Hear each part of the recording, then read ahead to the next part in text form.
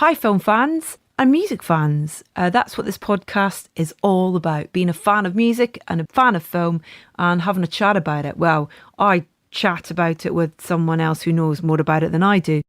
Thanks to everybody who got in touch and entered our Fablemans competition. It's the first time we've done anything like that. And we had an unbelievable response. So thank you very much to everybody who got in touch and gave us your answer to the question, which was, what was the name of the film that Steven Spielberg and John Williams first worked together on, and in what year? And the answer was Sugarland Express, and the film was released in 1974. So congratulations to everybody who got that right, and in particular, congratulations to Daphne, who is off to watch an exclusive pre-release screening of The Fablemans in London town on the 19th of January. Apologies to everybody else who entered. We'll try and run some more competitions and give you the chance to get along to some super duper fancy pants screenings. But yeah, that was fun. I really appreciate you taking the time to get in touch and enter. Nice one. Now, we've got an incredible run of guests coming up over the next fortnight. So much so, we're going to be doing a couple of bonus episodes. But what a treat we have to kick off with today. Slightly giddy and proper pinch me moment to announce this. Cate Blanchett is... well, she's just magnificent in everything she does, but she's particularly awesome in Todd Field's new film, Tar, which charts the downfall of the eponymous composer and conductor, Lydia Tar.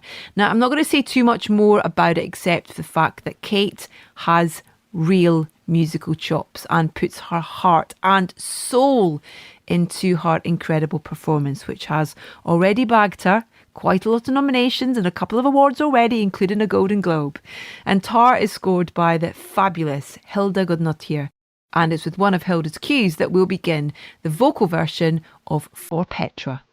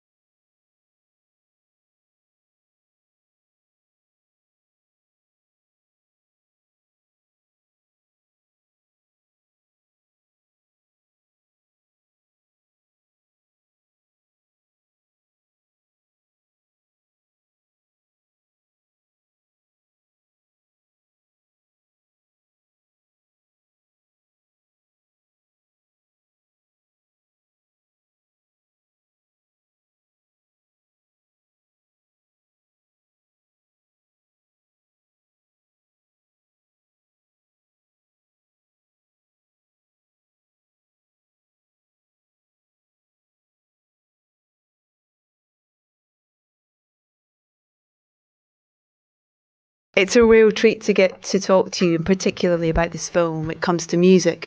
Before we dive into music, though, I mean, congratulations, what an incredible film. I felt like I was watching a kind of fly on the wall, really, with a beautiful character study of someone. Yeah, that's exactly Todd has the utmost respect for all of the people that he collaborates with. You know, his screenplay was a conversational gambit.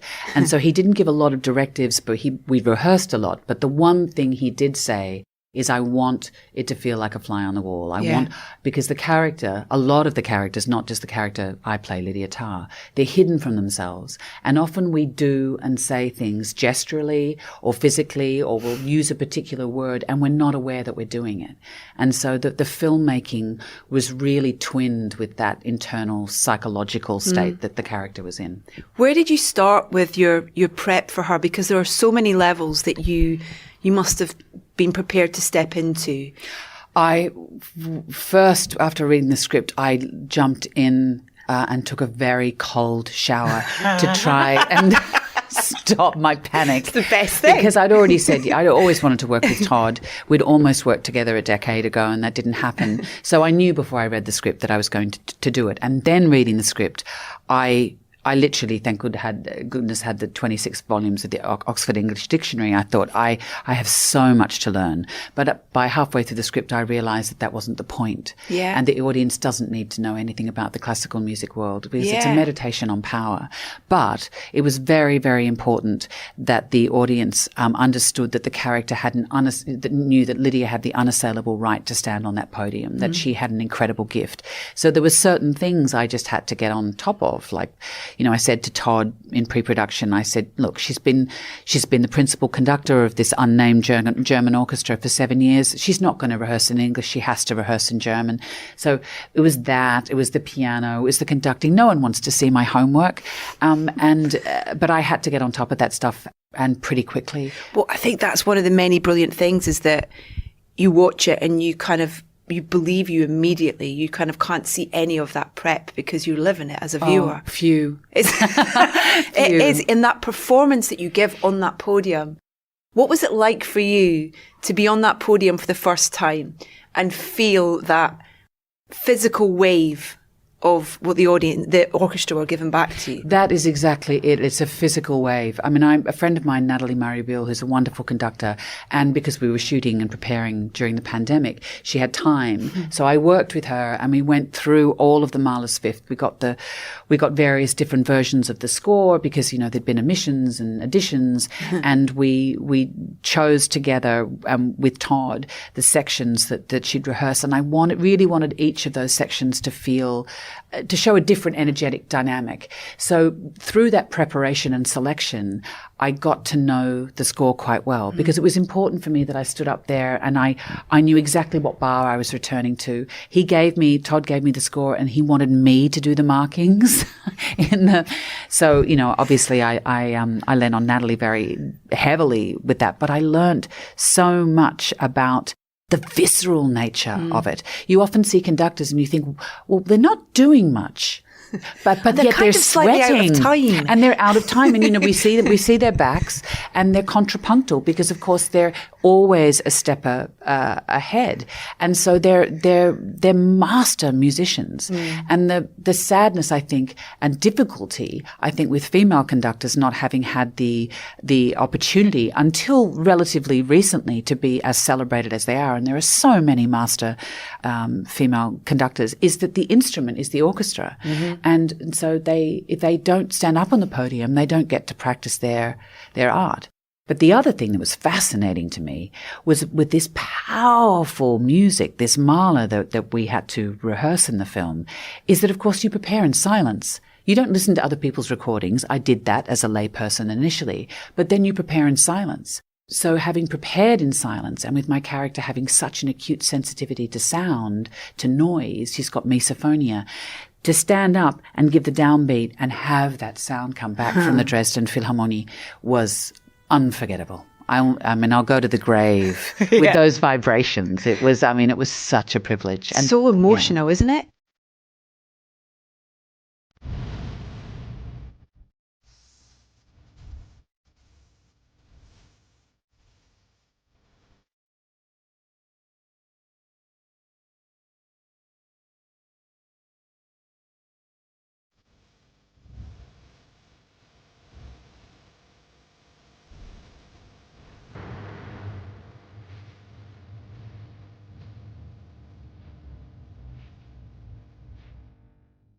I had the privilege of being on stage at the Royal Festival Hall to introduce an orchestra who were doing a night of music from film. And I had to kind of tuck myself in between the kind of the string section and kind of crouch down on the stage on a seat. And I was weeping throughout the performance because it was almost like it was a magic carpet of music in a way. Yes. You couldn't control how you would react to it in a way. It was extraordinary. And something that I did understand, because I'm very slow and I was hoping we'd get to do all of the concert stuff towards the end, but it was the first thing we did. No way, But it was a gift in a way because I realised what the character had to lose.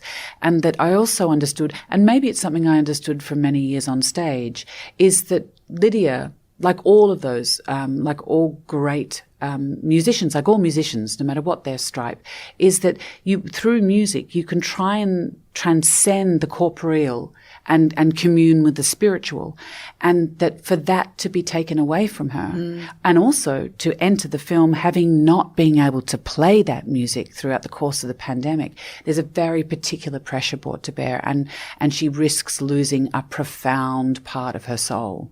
Wow. I love how the film starts as well with that interview. It's really clever. Yeah. It's and to play that it's extraordinary to watch, in terms of when I was talking about fly on the wall thing, you kind of, we know you're Cate Blanchett, but you're not in this film. It's kind of, in that interview in particular, you're kind of, you embody her, and it's extraordinary to watch, and you really learn so much it's a really great way of learning bits about the character. But you see the walls crumble as the film goes, almost as a way, which is really interesting. And look, I understand, sometimes and I'm not there in any way. Like I get stopped in the supermarket and people say, didn't I go to school with you? It's not like I'm recognized or particularly famous in that way. I'm not Lady Gaga, who's an amazing musician. Talk about amazing musicians. But I did understand the thing of like, oh gosh, do I have to play Cate Blanchett today? And she plays Lydia Tar. And then, of course, you understand, but I don't want to do spoiler alert, that her persona is constructed. And for women, and also for men, but even more so for women, in order to earn the right to play those great works, you have to have be mentored or have a line of connection back to the source. And because of her own upbringing, she had to invent that line because she knew that she had the capacity, but she didn't have the access. And so I found that really human and quite a poignant side of the character, which of course, because of Todd's incredible ability to access nuance and complexity as a filmmaker, none of that is overt. They're just all textures, in the film.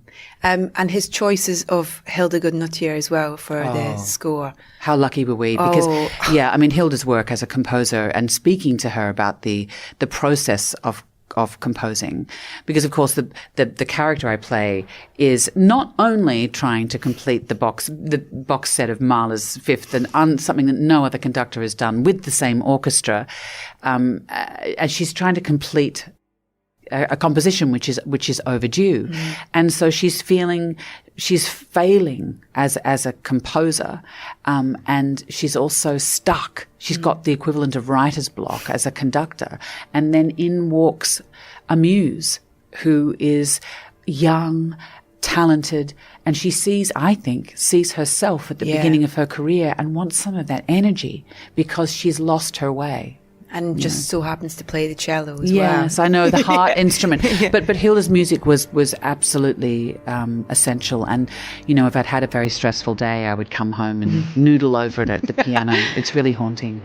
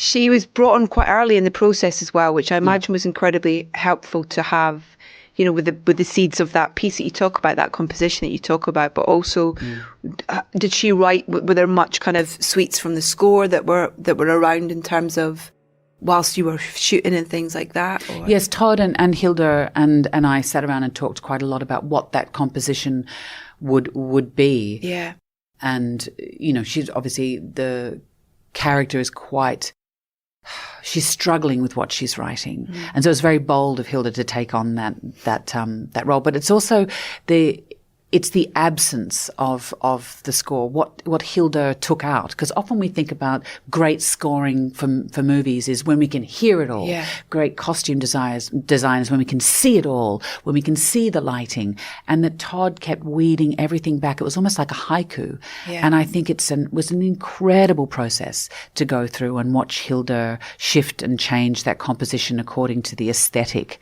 the overriding aesthetic that Todd had for the film. Sometimes silence can be more powerful than anything else. It's the absence of sound. I mean, it's like if you could hear like a high-pitched mechanical noise when you're going to sleep, and then suddenly it goes, and there's an energetic shift. It's often not till that noise stops that we perceive that the noise was there at all. And there are the sound design in this film is extraordinary. It's imperceptible. It's almost like a dog whistle. but when the sound drops out, you really feel it, and you don't quite know why. It's a magic trick, I think he's done it. He's made as a filmmaker. Do you use music much in preparation for characters? Is it something you reach out to as a... I do. I'm a bowerbird. You never know where the moment of connection is going to come. Sometimes it's from a line that a character says, but definitely music, because it transcends. It's such an obvious thing to say, but it transcends language, and sometimes the connections you make with a character are from a different part of your cerebral cortex. It's not always going to be language front and center, which is ironic given how top heavy the film is with language at the beginning of the film. And of course, it moves more and more and more into the abstract and existential as the film goes on and becomes increasingly silent. But, the score was very important to me, and there were so many pieces of music referenced. So The Rite of Spring was a big one I listened to.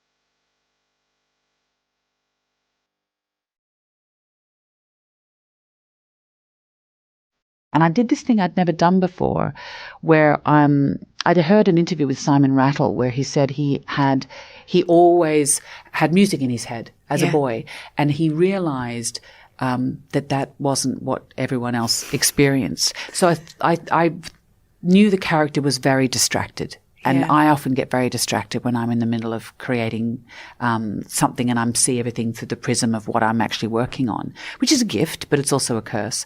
So I had an earwig in my ear, always listening to music. And a lot of the time it was either Buddhist chants, because, and the music of the Shipibo Kanibo people, because my character had been very influenced. She was an ethnomusicologist, and but it was also Goretzky, and so there was a particular piece which we called the Tar March, which Hildur and Todd turned me on to. So you didn't find that distracting in any way? It was distracting. That's what you wanted. Very distracting. Yeah. But then there'd be days where I went, no, she's in silence. Okay. And the panic that as a musician, when you can't hear music, the panic that induces. So it was just, I don't know how interesting or uninteresting that is to anybody else, but it was just an interesting thing experiment for me to try.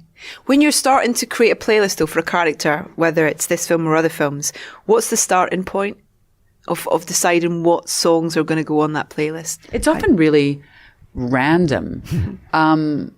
Little Darling, because that's something that became Sharon's and played by Nina Hoss, Lydia's partner in All Things, and Lydia danced to 60 beats a minute. That was definitely on there.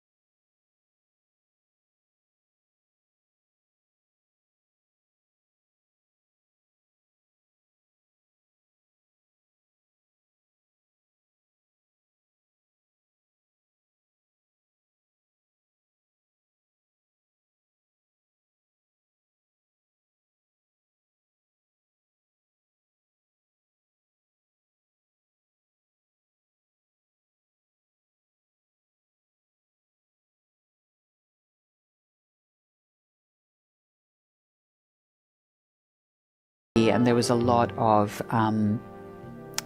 chanting and the people who were able to split their voice into the throat singers. So there was quite a bit of that. Wow. Yeah, but there was a lot of Hilda's own work and the score, and there was a fair healthy dose of Nick Cave in there as well. Yes. I love that. Hilda's kind of the whole idea. I was lucky enough, we were lucky enough to have Hilda on the podcast when around Joker time, talk about that score, and just hearing her talk about her process, but the idea as well that this cello and the idea that it's so physical, in the way that you hold it and how intimate it is when you're playing it, and that's how she creates, and you can understand how her scores connect so well because they're flowing really. When you think about it, it's almost like an extension of her body in a way, the way that she holds that instrument to create. It's beautiful. Yes. And then when I said, can you just put down the line of the score, just so I can start to get the overarching theme into my head. And she sung it for me.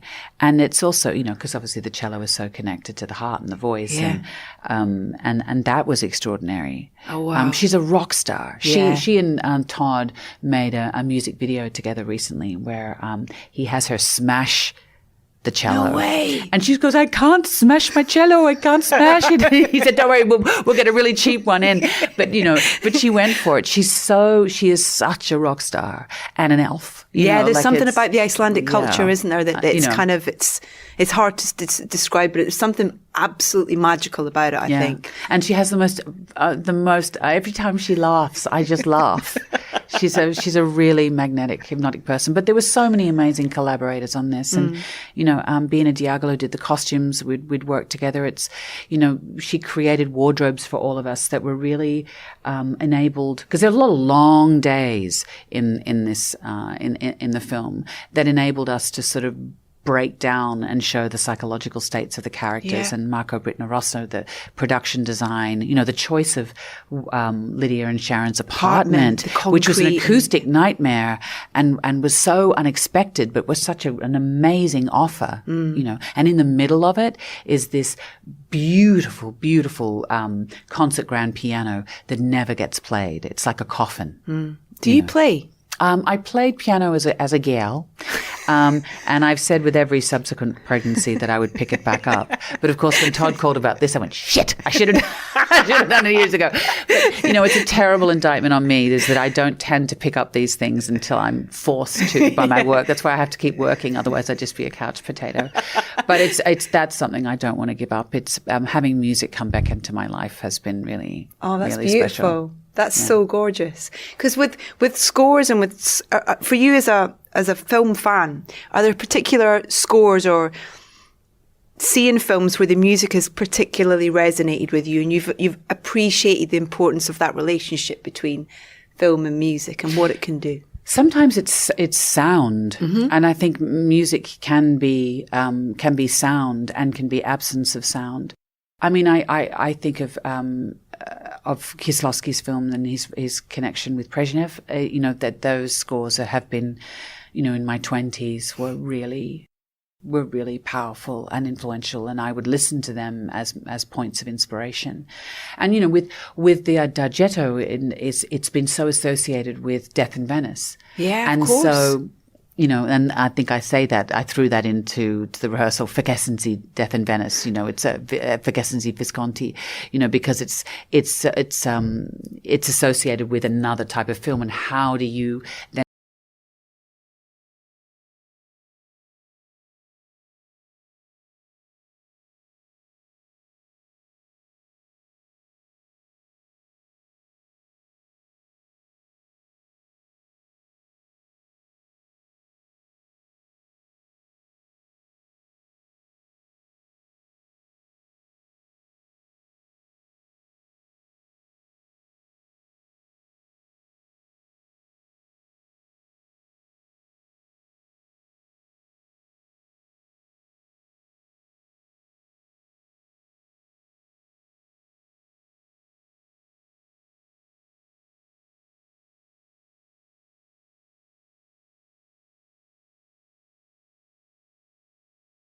It is many, that sometimes where a piece of music can have such a strong connection with the film that it's quite hard to cut those ties. Yeah. Sometimes. I mean, Arvo Pärt, for instance, it's his work is extraordinary, and I listen to it all the time.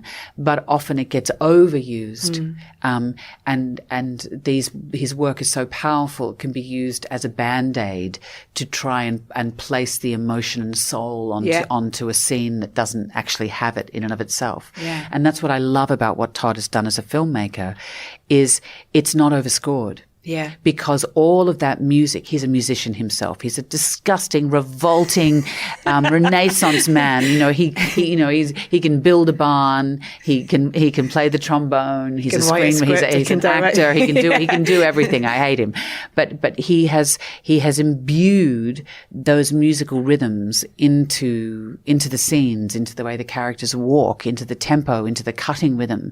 We had Monica Willi as our collaborator in the editing room, which is so blessed that he then doesn't need to overscore it. Yeah. And so he and Hildur have been very judicious about when that's used. It's a very bold move, I think.